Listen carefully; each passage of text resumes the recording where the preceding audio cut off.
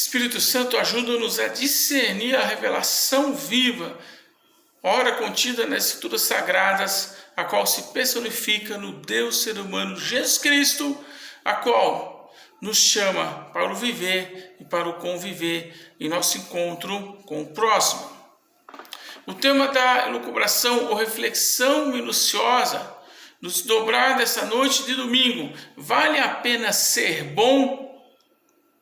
Vale a pena ser bom quando presenciamos pessoas as quais são boas, não perfeitas, não acima do bem e do mal, padecerem por tantas aflições, agonias e sabores, e em contrapartida, pessoas com uma integridade deformada se beneficiarem? Será que vale a pena ser bom? E me estribo no texto de Salmos 121, capítulo de 21, versículos 1 e versículo 2, a qual diz: eleva os meus olhos para os montes, de onde virá o meu socorro? O meu socorro vem do Senhor, que fez os céus e a terra. Vale a pena ser bom? Vale a pena ser bom? E elenco ligo com a respectiva frase: a coragem ou o destemor nos ajuda a reconhecer que os problemas são reais e não são meras suposições.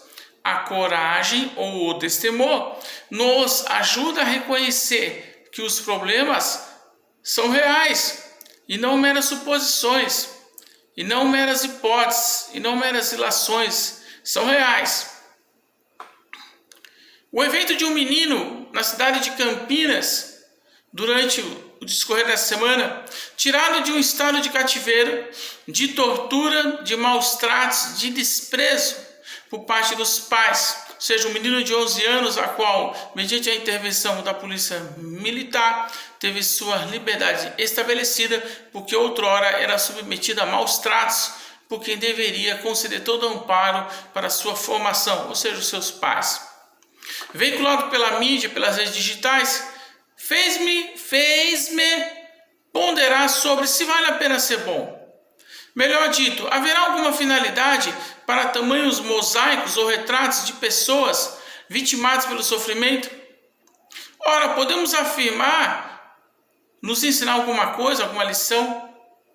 Lá no fundo, quando falo de bom, de forma nenhuma me refiro a pessoas perfeitas, pessoas acima do bem e do mal, diametralmente oposto, gente do dia a dia, como eu e você, sujeita às imperfeições, às inquietações, aos receios, aos vacilos de quem vive e enfrenta as alternâncias da vida.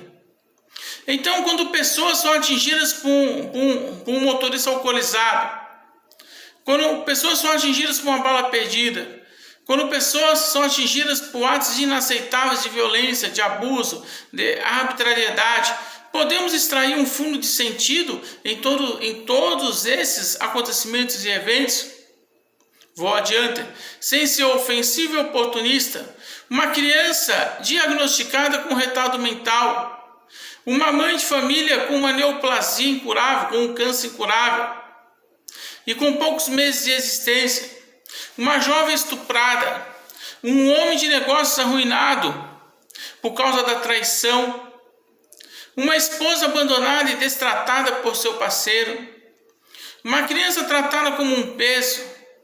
Devemos aceitar uma permissividade de Deus para, lá na frente, cumprir os propósitos de algo maior?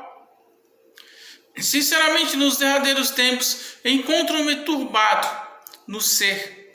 Afinal de contas, o texto de Isaías 3, versículos 10 a 11, não afirma de que o justo lhe irá bem e o perverso será castigado? Ou, em Provérbios 12, 21, o mal, embora evidente, não ficará sem castigo?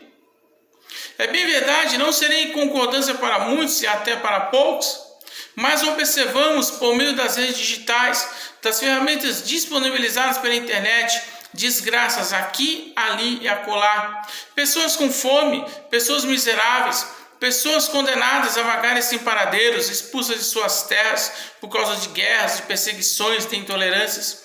Pessoas desesperançadas, Não acarreta considerações de que tudo ocorre em função de pecados ou por uns serem aptos para suportar excesso de sabores e outros não, ou tudo não passa de um destino, como se as pessoas boas sofressem em virtude de que elas estão predestinadas a suportar isso, ou porque faz parte de uma finalidade suprema. Sempre ouvia e ainda ouço as expressões de que Deus tem os seus motivos, de que não devemos questionar os seus planos, de que Deus sabe o melhor para você, de que para tudo há um propósito. Acredito com veemência de que muitos preferem a teoria do sofrimento para cumprir algo supremo, ao invés de encarar que certas situações acontecem sem sentido, sem motivo e sem destino. Aliás, pessoas boas, não perfeitas, sempre ressaltarei, realçarei, sofrem porque serve para torná-las em pessoas melhores, mais cordiais, mais decentes, mais humildes, mais caridosas, mais crentes. Será isso? Será que pessoas boas, não perfeitas, sofrem porque serve para torná-las em pessoas melhores, mais cordiais, mais decentes, mais humildes, mais caridosas, mais crentes? Logo, pessoas boas não progridem, não avançam, não prosperam e não desfrutam dos benefícios em decorrência para não se desviarem. Então Deus permite que elas não avancem, não progridam, não possam progredir, não possam avançar, prosperar, para que não se desviem. Nessa linha de raciocínio, ecos levantarão o texto de Provérbios 3,12, porque o Senhor repreende a quem ama, assim como o pai ao filho, a quem quer bem, correto? Não por menos, se tudo serve para uma finalidade eterna, entretanto, isso não equivale a banalizar a vida, a reduzir a imagem e semelhança de Deus a algo descartável. Destaque-o logo, Deus manda o frio de acordo com o agasalho? Deus não coloca algo que não podemos suportar? Deus nos submete à prova, até para que possamos amadurecer? Será assim mesmo? Sempre é de bom ouvir ou parecer negam as boas notícias do Evangelho de Jesus Cristo ao fazer essas descrições? Viram as costas para o fluir das boas notícias? Tão somente não posso fingir que pessoas são trucidadas por doenças. Eu não posso fingir que pessoas são trucidadas por acidentes. Eu não posso fingir que pessoas são trucidadas, arruinadas, esmagadas, desmoronadas pelo desemprego. Eu não posso fingir que pessoas são trucidadas pela cobiça, pela inveja. E as marcas são profundas e perpétuas em cada uma delas. E todos esses cenários não são fictícios, não são pesadelos, não são alegorias, são sim e sim reais, reais na alma, reais no espírito e em todo o ser. Às vezes bate forte, bem no recanto do coração, do meu coração, de será que vale a pena ser bom? Sejamos sinceros, sérios e honestos, sem ilações, sem fugas teológicas, sem nenhum arrazoado ou sem arrazoado algum.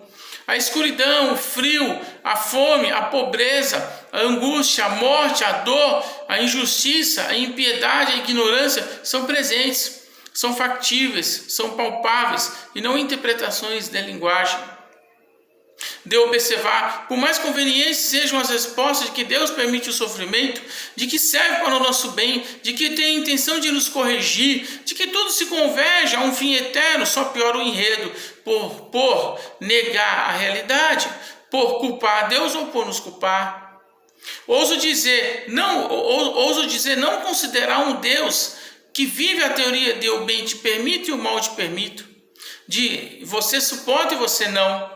O salmista em Salmo 121, versículos 1 a 2, descreve de que o meu socorro, o meu amparo, o meu amparato, o meu ânimo, o meu apoio, o meu alicerce, de que a esperança para ir adiante, de que a força e a coragem para não fingir diante dos receios, das inquietações, advém do Senhor, daquele que tudo precede, pois fez o céu e a terra. Presumidamente não diz, a minha aflição vem do Senhor para me ensinar, para me corrigir, para me fazer melhor, para me fazer amá-lo. Será que vale a pena ser bom? Que possamos debruçar, não nas minhas palavras, mas nesse prosear, e nos alinharmos nas palavras do salmista, de que não advém dele a aflição, não adivinha dele a aflição sobre... O salmista declarou de que a aflição que ele vivenciava não adivinha do Senhor. A vida tem suas complexidades, A vida tem suas marcas intrincadas, a vida tem seus momentos intrigantes, a vida tem suas inquietações, seus receios. E eu não considero um Deus a qual se vale de artifícios, de expedientes, de mecanismos, de articulações para nos fazer padecer, nos fazer afligir, para mostrar que Ele é Deus, para nos ensinar. Isso seria seguir um Deus covarde e inseguro. Mas eu me filio, eu me alinho ao Deus ser humano Jesus Cristo, aquele que tudo precede, aquele que fez verter a esperança em cada um de nós, para que possamos nos dobrar dessa noite de domingo, perceber de que Ele está ao nosso lado, que Ele está ao nosso lado, para que possamos extrair força, coragem, compaixão, misericórdia, inovação, novidades, em meio aos turbilhões, em meio às turbulências da vida.